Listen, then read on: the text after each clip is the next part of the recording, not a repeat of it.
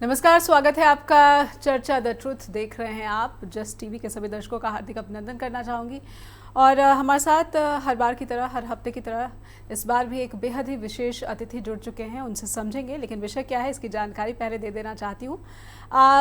अमेरिकी short seller company Hindon research, उसकी एक और रिपोर्ट आई और इस बार सीधा जो हमला है वो सेबी चीफ माधवीपुरी बुच पर बोला गया है। हालांकि इन सारे एलिगेशंस को जो कि हिंडनबर्ग रिसर्च की रिपोर्ट में सेबी चीफ पर लगाए गए हैं, सेबी चीफ ने भी नकारा है, बीजेपी ने भी नकारा है और अडानी ग्रुप ने भी नकारा है कि कोई लेना देना, जो भी एलिगेशंस हैं वो बेसलेस हैं, इनका कोई जो है इनमें दम नहीं है। लेकिन विपक्ष जो है वो इस मुद्दे पर जेपीसी की मांग कर रहा है। इन्वेस्टर्स जो है, इंडियन स्टॉक मार्केट में जो इन्वेस्टर्स है, क्या उसके हितों से कॉम्प्रोमाइज़ किया जा रहा है या उनको धोखे में रखा जा रहा है? क्योंकि इंडियन इन्वेस्टर जो है कहीं ना कहीं एक तरीके का निराशा उनमें देखी गई है। लगातार जब से ये रिपोर्ट सामने आई है उसके बाद से बाज़ार पर इसका असर दिखने लगा है। अडानी ग्रुप के जो कुछ शेयर्स हैं कुछ कंपनीज़ के, उनमें भी एक रिमार्केबल जो है गिरावट दर्ज की गई है। इसीलिए इन सभी मसलों को और इन सभी आरोपों को और इन आरोपों का सही जवाब निवेशकों को क्या मिलना चाहिए या मिल रहा है या मिल चुका है, इन सभी चीज़ों को समझने के लिए आज इसी मामले के जो एक्सपर्ट हैं, who is a policy expert हैं, शेयर बाज़ार में जो निवेशकों के हित है उन पर गहरा अध्ययन रखते हैं, he is an accomplished author हैं जो कि पॉलिसी रिलेटेड जो बहुत ही मशहूर किताबें हैं जैसे the law, public choice, a primer, poverty and freedom, environmental challenges, the tragedy of collective social change and public policy, और भी बहुत सारे जो रिनाउंड ऑथर हैं उनकी किताबों का इन्होंने जो है अनुवाद किया है हिंदी में। और स्वयं जो है एक वरिष्ठ पत्रकार हैं, लंबे समय से वो बिजनेस रिलेटेड जो जर्नलिज्म है इसमें एक्टिव है और पॉलिसी रिलेटेड जितने भी डिबेट्स हैं उसमें पार्टिसिपेट करते रहते हैं। लगभग सभी ही राष्ट्रीय मंच पर, प्रमुख राष्ट्रीय मीडिया जो है उन मंचों पर आप इनको एज अ पैनलिस्ट देखते होंगे। तो बहुत बहुत स्वागत करना चाहती हूँ। हमारे साथ जुड़ चुके हैं अविनाश चंद्रा जी नोएडा से। अविनाश जी, बहुत बहुत स्वागत है आपका। थैंक यू, धन्यवाद जी। अविनाश जी, बहुत शोर शराबा हो रहा है। विपक्ष जो है इस मामले पर सेबी चीफ पर जो आरोप लगे हैं उनके इस्तीफे की तो मांग कर ही रहा है, लेकिन पूरे के पूरे विवाद की जेपीसी से जांच की मांग कर रहा है। चलिए, उनकी मांग पर ना जाकर मैं पहले उस रिपोर्ट को समझना चाहती हूँ और अपने दर्शकों तक पहुँचाना चाहती हूँ कि रिपोर्ट में असल मुद्दा क्या उठाया गया है और सेबी चीफ पर जो आरोप लगे हैं वो क्या कहते हैं। क्या भारतीय बाजार के निवेशकों के साथ सेबी चीफ की तरफ से, उस कुर्सी की तरफ से धोखा हुआ है? अडानी ग्रुप से उनका जो ताल्लुकात बताया गया है ये कितना सच है या कहीं ना कहीं जो है आरोप और प्रत्यारोप यही दिख रहा है? और ये भी कहा जाता है कि ये तो भारत की जो आर्थिक ताकत है उस पर बट्टा, उसकी साख पर बट्टा लगाने की कोशिश है, जबकि एक अमेरिकी शॉर्ट सेलर को भारतीय अर्थव्यवस्था की ताकत पर बट्टा लगाने की ज़रूरत ही क्या है? अविनाश जी, पहले मैं इस रिपोर्ट को समझना चाहती हूँ आपके जरिए। जी जी। नेहा, जैसा हम सभी जानते हैं कि करीब 1.5 साल पहले हिंडनबर्ग की एक रिपोर्ट आई थी और जिसमें अडानी ग्रुप ऑफ कंपनीज में भारी अनियमितताओं की बात की गई थी। उसमें बताया गया था कि किस तरीके से आर्टिफिशियली जो शेयर के प्राइजेस हैं उनको बूस्ट किया गया है मुनाफा कमाने के लिए। और इसके बाद हम सभी ने देखा कि भारतीय शेयर बाजार में बहुत बड़ी हलचल हुई थी और बहुत गिरावट आई थी और कई दिनों तक, कई हफ्तों तक ये मामला चला था और अडानी के शेयर्स हम कह सकते हैं कि अर्श से बिल्कुल फर्श पे आने की कगार पे पहुंच गए थे। और कहाँ वो विश्व, एशिया के तीसरे, चौथे और विश्व के 6, 7वें स्थान पे होते थे, वो की स्थिति ऐसी हो गई थी कि वो टॉप 20-25 से भी बाहर हो गए थे।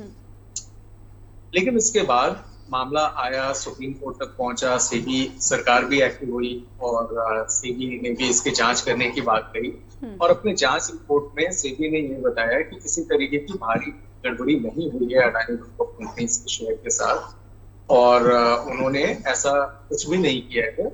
जो बाजार के हिसाब से, शेयर मार्केट के हिसाब से गैर कानूनी या अनैतिक कहा जाए, क्योंकि सेबी की पूरी नजर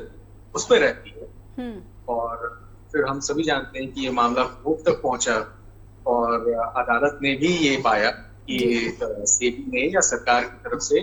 जो बातें रखी गई हैं वो विश्वसनीय है, विश्वास करने योग्य है और यहाँ पे इतनी गड़बड़ी की संभावना ऐसी नहीं है जी। और उसके बाद से लोगों में फिर से वापस अडानी ग्रुप ऑफ कंपनीज के प्रति भरोसा बढ़ा और उन्होंने फिर से उस पर निवेश करना शुरू किया और आज अडानी के जो शेयर्स हैं वो पहले या पहले के भी स्तर से और ऊपर है। अब रही बात 3 दिन पहले जब हिंडनबर्ग की नई रिपोर्ट आई तो एक दिन पहले ऐसा माना जा रहा था, शनिवार को उन्होंने अनाउंस किया था कि वो एक रिपोर्ट प्रस्तुत करने जा रहे हैं और एक बड़ा खुलासा करने जा रहे हैं। तो अब सबको पता था कि संडे को मार्केट बंद है और मंडे को कुछ बड़ा होने वाला है और मंडे को मार्केट क्रैश होगा। जब संडे की रात में ही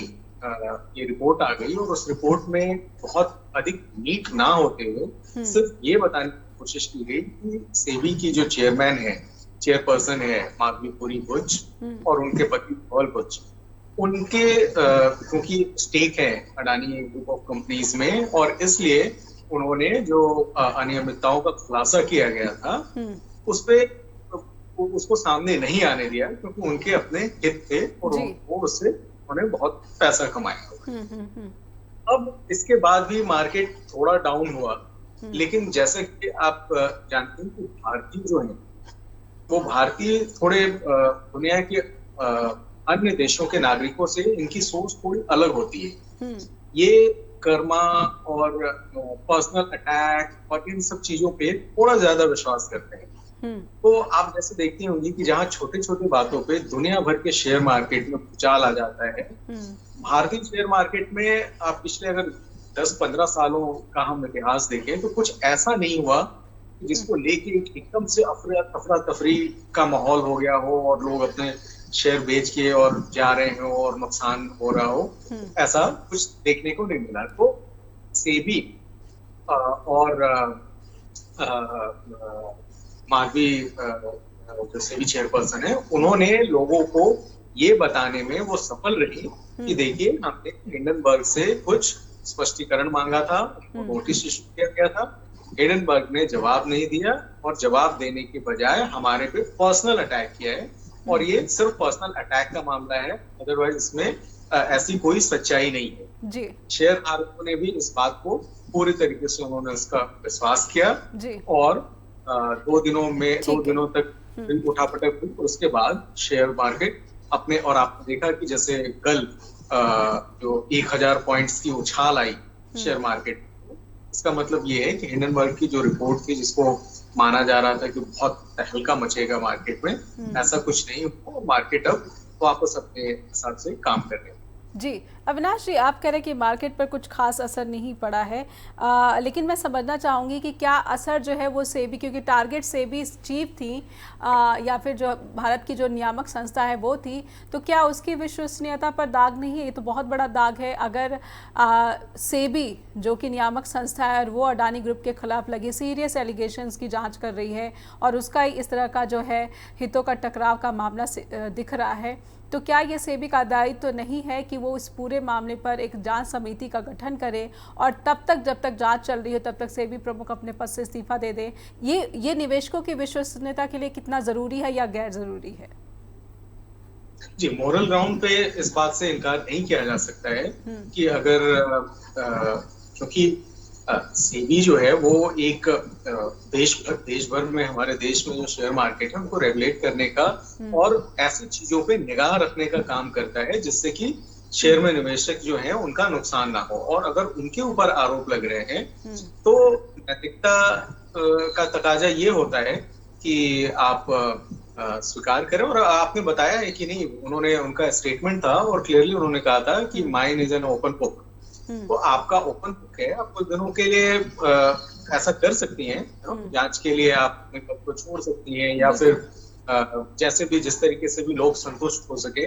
वो ऐसे कदम उठाए जा सकते हैं। लेकिन मैं ये देख रहा हूँ और मैं आश्चर्यचकित हूँ कि मार्केट की तरफ से या कुछ इस तरीके से डिमांड भी नहीं आई है ना। इसको अब तक तो हो हल्ला मच जाना चाहिए था बिल्कुल और बिल्कुल। एक मूवमेंट टाइप का आ जाना चाहिए था। इसका मतलब ये था है कि जो निवेशक हैं वो कहीं ना कहीं भरोसा कर रहे हैं, उनके ऊपर कर रहे हैं, सरकार के ऊपर कर रहे हैं, और इसीलिए बहुत बड़ा आउटरीच कुछ ऐसा नहीं आया। और यही कारण है कि वो माधवी पूरी बच गई, या उनपे बहुत ज्यादा कुछ ऐसा देखने को नहीं मिला। हम समझने की कोशिश कर रहे हैं कि अमेरिका की short selling company Hindenburg research आखिर वो भारत की आर्थिक ताकत या फिर भारत की नियामक संस्था सेबी के पीछे क्यों पड़ी है, और भारतीय निवेशक जो है उनको इससे कितना खतरा या फिर कितना अलर्ट रहने की ज़रूरत है, क्योंकि कहीं ना कहीं जो भारत का शेयर बाज़ार है वो अंतर्राष्ट्रीय स्तर पर इसकी एक साख है, और ये जो कारोबार है ये साख पर भी काफ़ी निर्भर करता है। हमारे साथ अविनाश चंद्रा बने हुए लगातार नोएडा से, जो कि पॉलिसी एक्सपर्ट है, शेयर बाज़ार की गहरी जानकारी रखते हैं और निवेशकों के हितों को लेकर लगातार जो है अपनी ओपिनियन या फिर अपना जो वो है शोध है, रिसर्च है, उसको भी आगे रिकमेंड करते रहते हैं उन थिंक टैंक्स के पास जहाँ पर ये पॉलिसी प्रोसेस होती है, पॉलिसी मेकिंग का काम होता है। अविनाश जी, एक अंतर्राष्ट्रीय साख की बात है, जब भारत एक तेज़ी से उभरती अर्थव्यवस्था है और भारतीय शेयर बाज़ार की जो नियामक संस्था है जो भारत में कॉरपोरेट्स की तमाम गतिविधियों पर नज़र रखती है, कहीं ना कहीं क्या अंतर्राष्ट्रीय साख से कोई कोताही हो रही है? और अगर इस तरह के की जो आरोप है तो क्या क्योंकि आरोप लगाने वाला एक शॉर्ट सेलिंग कंपनी है जिस पर कई विवाद हैं, क्योंकि उसने इसी तरह के कई खुलासे किए हैं, इसलिए इन आरोपों को दरकिनार कर देना चाहिए? ये नहीं देखना चाहिए कि जो आरोप लगे हैं वो किस किस्म के हैं, और ये जो आरोप है कहीं ना कहीं एक पर्टिकुलर कारोबारी इंडस्ट्री ग्रुप को फ़ायदा पहुंचाता हो दिख रहा है। और ऐसा नहीं है कि अगर अडानी ग्रुप को टारगेट किया जा रहा है जो दूसरे कारोबारी हैं, ऐसा क्यों लगता है कि कहीं ना कहीं ये घूम फिर कर एक ही कारोबारी ग्रुप के पास ये मसला पहुंच रहा है और उनको ही डिफेंड करती हुई सेबी दिखती है, बीजेपी दिखती है, भारत की केंद्र सरकार दिखती है। अंतर्राष्ट्रीय साख को बनाए रखना कितनी बड़ी बात है? बिल्कुल नेहा जी, बिल्कुल सही बात कही आपने। अंतर्राष्ट्रीय साख को बरकरार रखना ये हमारी जिम्मेदारी है और नीति निर्धारकों की ये जिम्मेदारी है।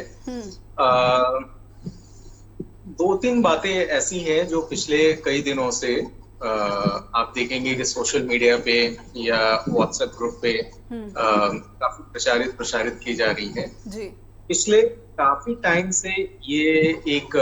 माहौल बनाने की कोशिश की जा रही है या एक नैरेटिव दिया जा रहा है कि जॉर्ज सोरोस की कंपनी है वो भारत को अस्थिर करने की कोशिश में लगी हुई है, राजनीतिक स्तर पर भी और आर्थिक स्तर पर भी जी। और जॉर्ज सोरोस की कंपनी का लिंक कहीं ना कहीं जोड़ा जा रहा है हिंडनबर्ग से भी, और इस तरीके से प्रचारित किया जा रहा है या बताने की कोशिश की जा रही है कि ये जो भारत है और भारतीय बाजार है उसको अस्थिर करने की एक साजिश है, करना चाहती है जी। हाँ, अदरवाइज हमारे यहाँ सब कुछ ठीक है, क्योंकि देखिए भारत में अभी भी जो यहाँ की अदालतें हैं उन पे लोगों का पूरा भरोसा कायम है। और पिछली बार जब रिपोर्ट आई थी और सुप्रीम कोर्ट ने भी माना था कि जो सेबी ने जो दलीलें दी हैं वो सही है या सच के करीब है, और उनको निष्पक्ष रूप से इसकी जांच होनी चाहिए। और सेबी ने एक नोटिस इशू किया था जी। अगर हिंडनबर्ग ये नई रिपोर्ट लाने से पहले उस नोटिस का जवाब दे दिया होता और फिर ये नए आरोप लगते तो एक बार लोगों के मन में ये आता कि उसने जवाब दे दिया था और अब ये नहीं। मैं रोक रही हूँ आपका अविनाश जी, इससे पहले जो कारण बताओ नोटिस सेबी ने हिंडनबर्ग को भेजा था, उस कारण बताओ नोटिस का जवाब देते हुए उसे पूरी तरीके से पब्लिक किया गया था। वो डॉक्यूमेंट जो है वो सार्वजनिक की गई थी हिंडनबर्ग की तरफ से कि सेबी ने उनसे किस तरीके से जो सवाल है वो किए हैं, और कहीं ना कहीं जो हिंडनबर्ग के सवाल थे उसका जवाब नहीं दिया है। मैं उस रिपोर्ट के बारे में मैंने पढ़ा है, मैंने ये देखा हुआ है कि उसमें सिर्फ और सिर्फ ये बताया गया है कि उन्होंने क्या क्या सेबी ने उनसे कौन कौन सी जानकारियां मांगी है और किस तरीके की मांगी है और किस तरीके से वो उनके रिपोर्ट से रिलेटेड है या नहीं है। लेकिन पॉइंट वाइज जो सेबी ने जानकारी मांगी थी, जो उनको क्वेश्चंस भेजे थे, उसके आंसर्स अभी भी उन्होंने सेबी को नहीं दिया हुआ है, उन्होंने पब्लिकली हाँ अपने प्लेटफॉर्म पे फोरम पे डाला हुआ है। लेकिन जैसे कि हमारे यहाँ की एक कानूनी प्रक्रिया है कि आपको जिस तरीके से अप्रोच किया गया है, जिस तरीके से आपसे प्रश्न पूछे गए हैं, आप उसी फॉर्मेट में उनको जवाब दीजिए ताकि प्रक्रिया को आगे बढ़ाई जा सके। ये हुई प्रक्रिया की बात। लेकिन कोई फर्दर स्टेप से भी उठा सकती है अगर इस तरीके से लीगली रिस्पॉन्ड नहीं किया हिंडनबर्ग ने? हाँ, मुझे लगता है कि इसके बाद एक और नोटिस जारी किया जा सकता है और हिंडनबर्ग से कहा जा सकता है कि वो इसके सीधा इसका जवाब दें, उन्होंने जो मांगा है, ताकि उनकी जांच जो है वो अंतिम चरण तक पहुंच पाए और वो किसी कंक्लूजन तक, किसी निष्कर्ष तक वो पहुंच सके कि उसमें गड़बड़ियां हुई है या नहीं हुई। राजनीतिक फिर अविनाश जी, फिर मेरा अगला सवाल ये है कि फिर जब हिंडनबर्ग रिसर्च ने दूसरी रिपोर्ट जारी कर दी, अपनी सेबी चीफ के खिलाफ कर दी, तो फिर उस एपिसोड का जिक्र सेबी चीफ ने क्यों नहीं किया कि हमने कारण बताओ नोटिस दिया था, अभी तक हमें हमारे जो है नोटिस का जवाब नहीं आया और आप सीधे सीधे इस तरह के एलिगेशन, बल्कि वो कहीं ना कहीं जो आरोपों को जो है खारिज करने में ही जो है नजर आते रहे, अडानी ग्रुप के खिलाफ क्या एक्शन लिया है इसका ही जो है विवरण देते रहे। वाइडली पब्लिश्ड है कि सारी ये चीजें आई हैं। सेबी चेयरपर्सन का ये स्टेटमेंट सीधा उनका यही आया था कि क्योंकि जांच जारी है और उनसे कुछ सवाल पूछे गए थे, उन्होंने उन सवालों का जवाब नहीं दिया है और बदले में एक नया आरोप लगाया हुआ है और ये सारी चीजें हैं। और जैसा मैं अभी पिछली बार जो बात कह रहा था वो पूरा नहीं कर पाया था, मैं यही बताने की कोशिश कर रहा था कि इसे किसी न किसी तरीके से जॉर्ज सोरोस और देश को अस्थिर करने के जो प्रयास हैं उससे जोड़कर लोगों की भावनाओं को जोड़कर और इस मसले से कोशिश की जा रही है। जी। अन्यथा ये जरूरी था, क्योंकि ये और बाजार जो होते हैं वो आप उसको किसी वक्तव्य से या सेंटिमेंट के सहारे कुछ दिनों तक आप उसको बचा सकते हैं, लेकिन आप अगर उसमें गड़बड़ी है तो फिर वो क्रैश होना ही है। आप कुछ दिनों तक लोग आप पे विश्वास करके आपकी बात मान के अपना भरोसा जताए रख सकते हैं, लेकिन वो बहुत दिनों तक नहीं चल सकता। जी। तो और हम ये ऐसा देख सकते हैं कि ये हमारे लगभग एक दशक से हमारे यहाँ जो शेयर मार्केट में है कुछ बड़ा सा, अगर हम ये मानकर भी एक बार ही चले कि अडानी ग्रुप ऑफ कंपनीज ने अपने शेयर के मार्केट को आर्टिफिशियली बढ़ा के रखा हुआ है, तो आप इसे कुछ महीने तक करके रख सकते हैं, आप एक दशक तक या 15 साल 20 साल तक आप इस तरीके से करके रख सकते हैं, ऐसा मैं नहीं समझता। बाकी इस पे जब जांच पूरी होगी, सुप्रीम कोर्ट भी इस पे जब अंतिम अपना फैसला देगा तो बात समझ में आएगी। लेकिन ये है कि बिल्कुल मैं ये सहमत हूँ कि ये विश्वसनीयता को लेके एक डेंट है और वो सारे प्रयास किए जाने चाहिए जिससे कि निवेशकों का भरोसा इसमें बना रहे। एक और बात मैं आपको बताऊंगा, आप दूसरा क्वेश्चन पूछें उससे पहले मैं ये बताऊं कि देखिए इंडिया में शेयर मार्केट को अभी भी जुए के तरीके से देखा जाता है। जो पॉपुलर जो राय है अभी भी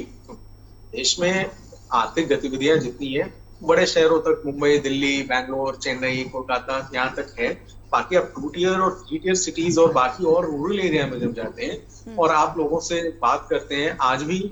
लोग म्यूचुअल फंड्स और SIP और डिवेंचर्स इन सब के बारे में कोई समझ नहीं रखते और उनको ये लगता है कि एक जुआ है। आप मार्केट में जुए में पैसा लगा रहे हैं, कमाया, बहुत बड़ा रिस्क है जिससे दूर रहना चाहिए। जी हाँ, बिल्कुल, इससे दूर रहना चाहिए। अब जो लोग इसमें पैसे लगाते भी हैं वो ये मान के चलते हैं कि चलो लॉन्ग टर्म के लिए हमने अपना लगा लिया, अब इसमें मुझे बहुत ज्यादा उम्मीद नहीं है, हाँ मिल गया तो ठीक है, वरना बहुत ज्यादा मैं उम्मीद नहीं कर रहा। कुछ प्रतिशत लोग ही ऐसे हैं जो डेली ट्रेडिंग करते हैं और वो मार्केट के सेंटिमेंट्स के हिसाब से या वैश्विक जो भी गतिविधियां हो रही हैं उसके हिसाब से खरीद फरोख्त करते हैं। लेकिन मैक्सिमम लोग जो है उसमें लॉन्ग टर्म के लिए वो डाल के वो भूल जाना टाइप ऑफ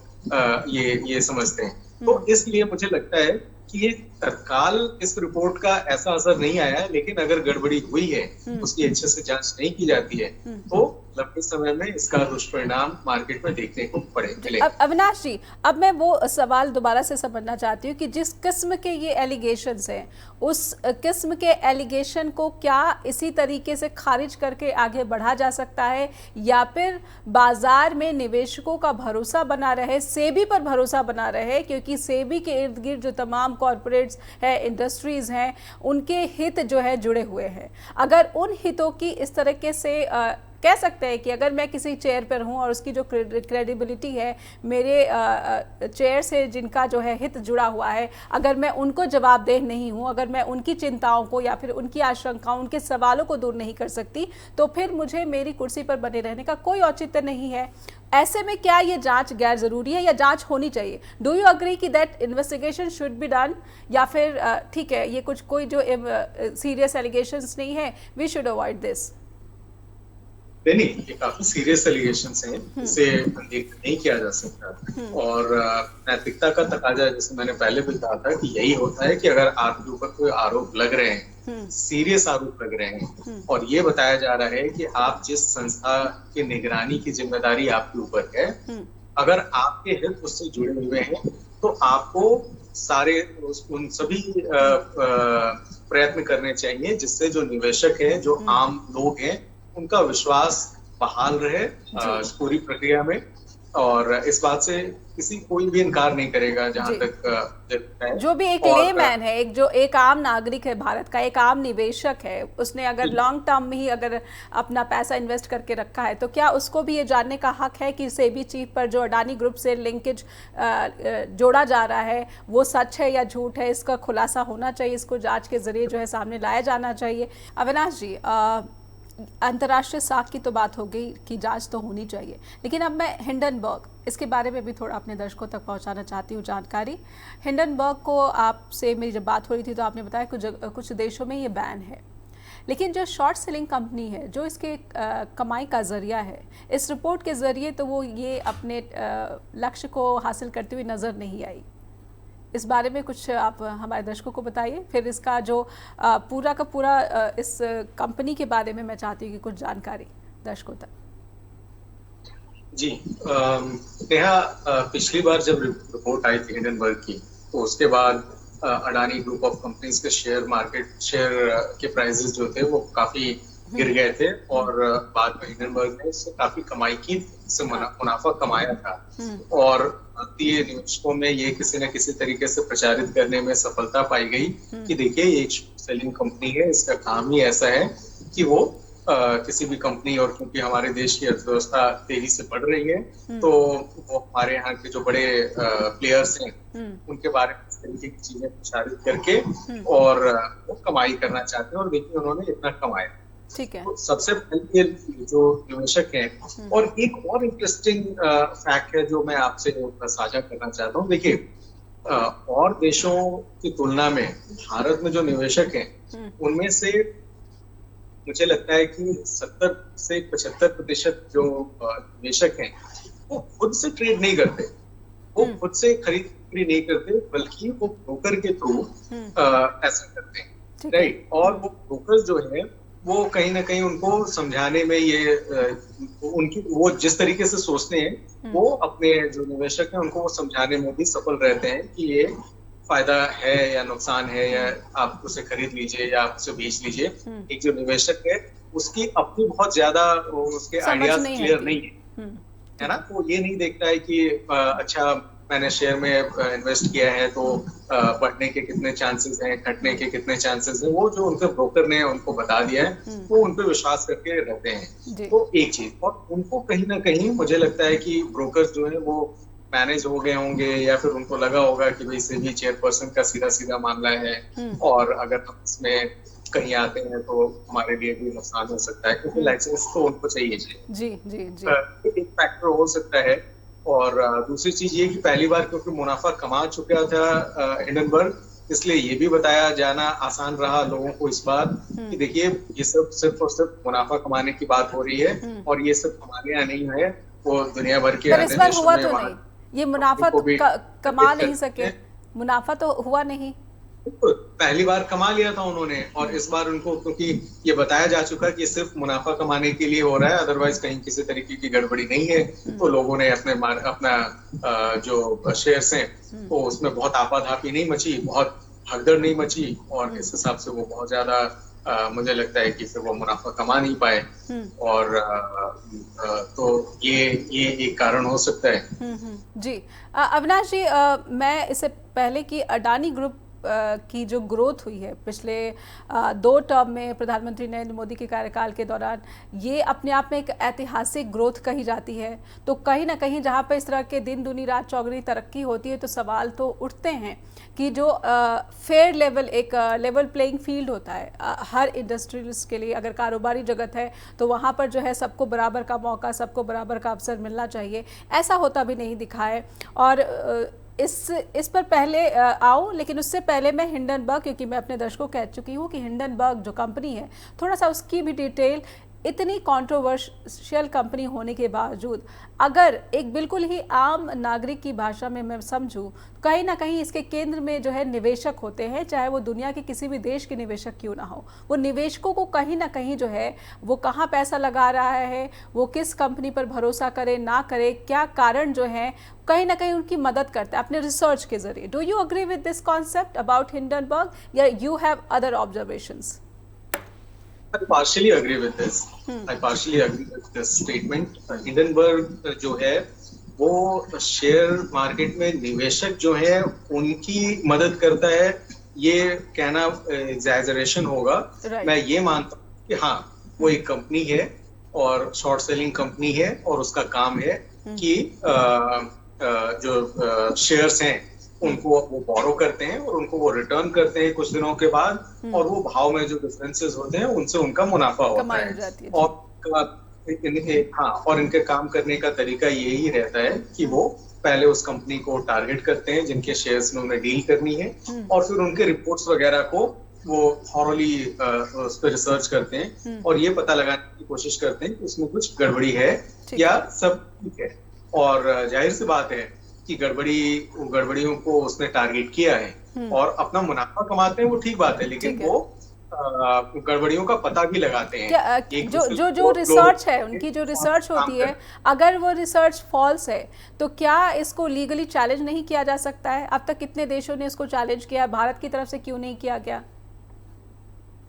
हाँ बिल्कुल बिल्कुल, अगर यही बात है कि अगर वो गलत रिपोर्ट है तो आप उसको लीगली चैलेंज कीजिए, उसके अगेंस्ट केस कीजिए, उनको बैन कीजिए जैसा कि और देशों ने किया है, लेकिन आप ऐसे ही बिल्कुल एकदम से सीधे से खारिज नहीं कर सकते जब तक कि जांच ना हो जाए और पता ना लग जाए कि वास्तव में गड़बड़ी हुई है या सिर्फ ये डिफेम करने के लिए किया गया है। और मुझे लगता है कि भारत में जो सुप्रीम कोर्ट में ये मामला चल रहा है और सेबी कह भी रही है कि उन्होंने कुछ प्रश्नों के जवाब मांगे थे जो अब तक उन्हें नहीं मिले हैं और इसलिए भी वो अंतिम फैसले तक नहीं पहुंच सके हैं। तो ये अभी प्रोसेस में है और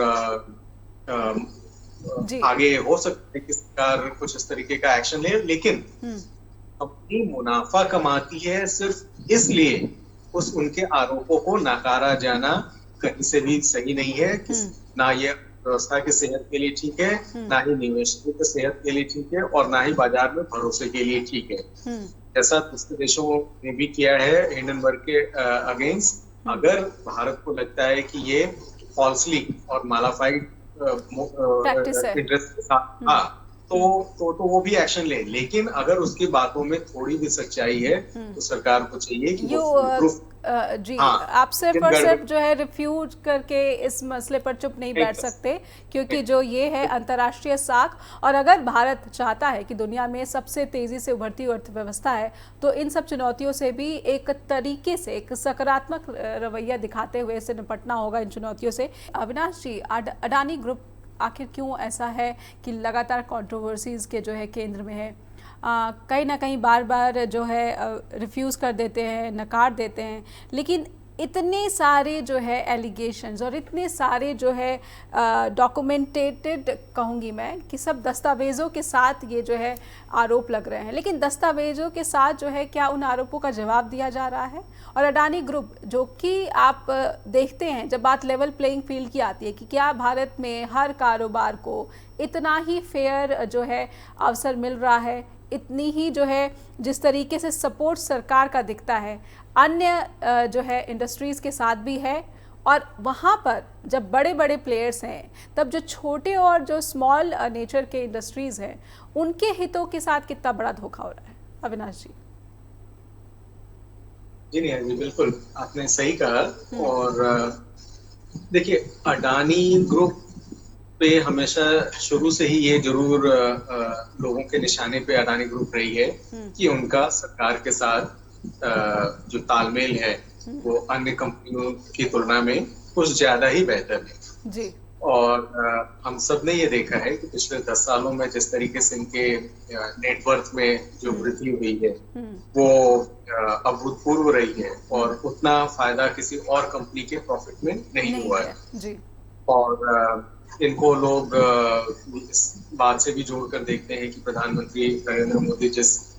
स्टेट से आते हैं जी, तो उस स्टेट से आते हैं और कई जगहों पे आपने देखा होगा कि मोदी जी और अडानी या और जो उद्योगपति हैं उनसे बड़े बेतकल्लुफ होकर मिलते हैं। उनके लिए मैं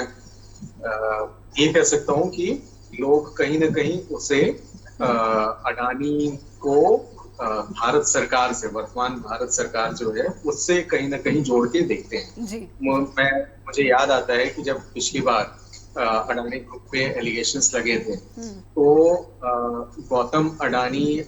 उन एलिगेशंस का जवाब देने के बजाय टीवी पर आए थे और उन्होंने इसे पूरा भारतीयता और देश से जोड़कर हमला करा दिया था जी। कोशिश की थी, भारतीय तिरंगे को बैकड्रॉप में लगा के, और इस तरीके से वो किसी न किसी तरीके से लोगों को ये जताने की कोशिश कर रहे थे कि ये देखिए ये भारत पर हमला है वो। और ये लोगों में ये बात मुझे लगता है कि वो फैलाने में कामयाब भी रहे कि वो मॉक प्रैक्टिस चल रही है ये, और उनको नाहक की उनको टारगेट किया जा रहा है। ठीक है। तो इस तरीके की चीजें होने से लोगों को ऐसा लगता है कि अच्छा ये सरकार के करीबी है तो बहुत ज्यादा नुकसान नहीं होगा या आगे इनका प्रॉफिट। तो भरोसे की एक वजह ये है जी। सीधा मैं नहीं कह सकता कि यही एक वजह है, लेकिन मैंने जैसे पहले भी आपको कहा कि भारत में जो भारतीय शेयर मार्केट में जो निवेशक हैं वो आमतौर पर बहुत बड़े निवेशक नहीं है जी। छोटे छोटे घरेलू निवेशक हैं और जिनका मकसद ही यही है कि शेयर मार्केट में पैसा लॉन्ग टर्म के लिए आप डालिए और लॉन्ग टर्म में ही हमें प्रॉफिट होगा। पर अविनाश जी, यहाँ पर रोल आ जाता है ऑफशोर कंपनीज का, जिनका जो ऐसे क्योंकि एक बात मुझे ये भी याद आ रही है कि जब माधुरीपुरी बुच है उन्होंने अपनी सफाई दी थी तब उन्होंने ये भी कहा था कि वो गुमनाम जो है उस फंड का उन्होंने जो है इस्तेमाल किया, या फिर इफ़ आई एम रॉन्ग तो प्लीज़ करेक्ट मी हियर, कि गुमनाम फंडिंग। आखिर जब सेबी प्रमुख इस तरह से बात करती हैं तो क्यों सवाल किया जाए कि निवेशक इसको कैसे देखेंगे। उसके बाद दोबारा से अडानी ग्रुप पर आइए प्लीज़ जी। तो मेरा जो सेंटेंस था वो इनकम्प्लीट रह गया था। राइट। मैंने जैसा बताया कि हमारे यहाँ जो निवेशक है वो आमतौर पर छोटे घरेलू निवेशक हैं, राइट। और जैसा मैंने आपको ये भी बताया कि वो बहुत ज्यादा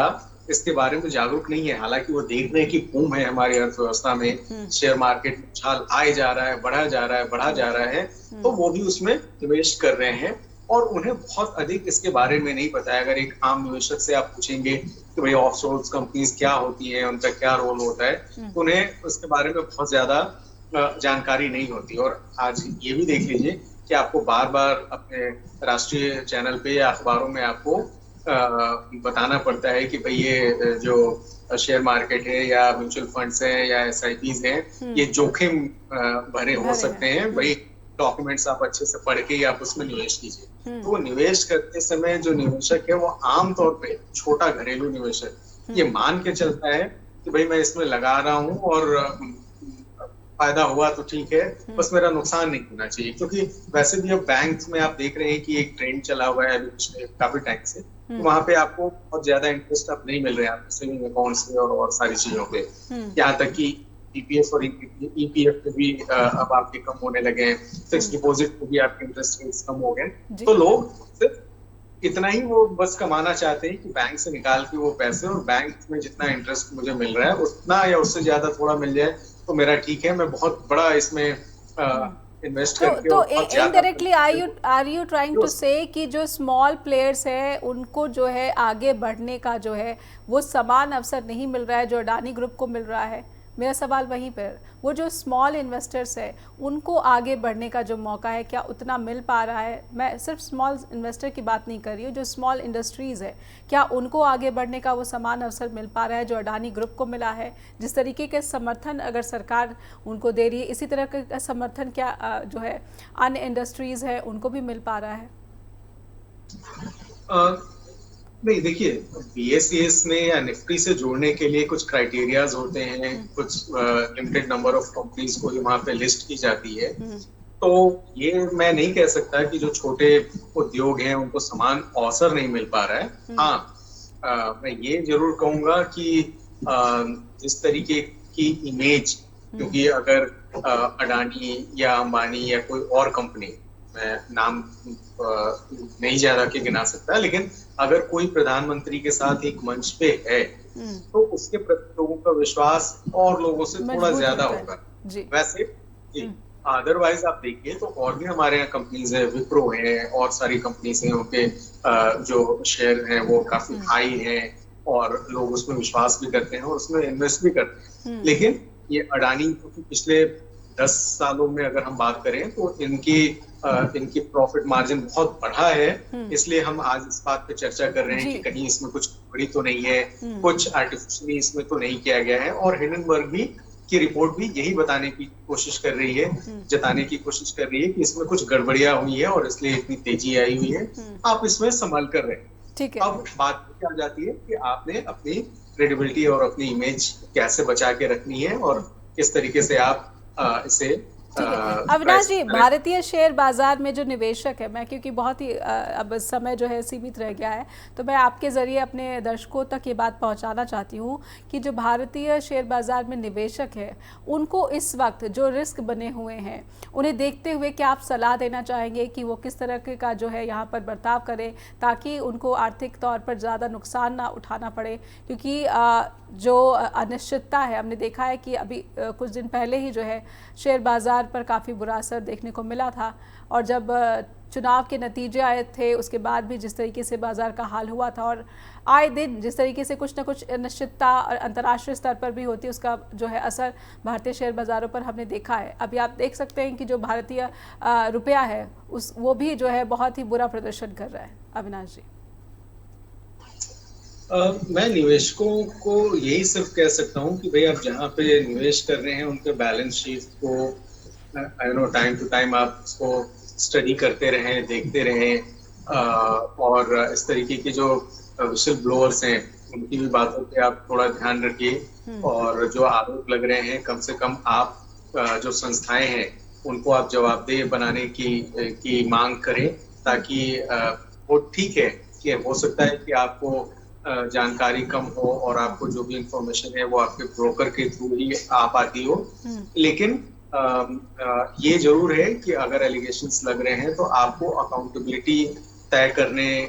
की बात करने और ऐसी मांग रखने का अधिकार है आपको, और जो भी नीति निर्धारक है उस स्तर तक ये बात पहुंचनी चाहिए कि भाई इसमें जो भी हो, जो भी सच्चाई हो, वो सच्चाई सामने आनी चाहिए। हम सिर्फ इस बात से नकार नहीं सकते कि ये इसमें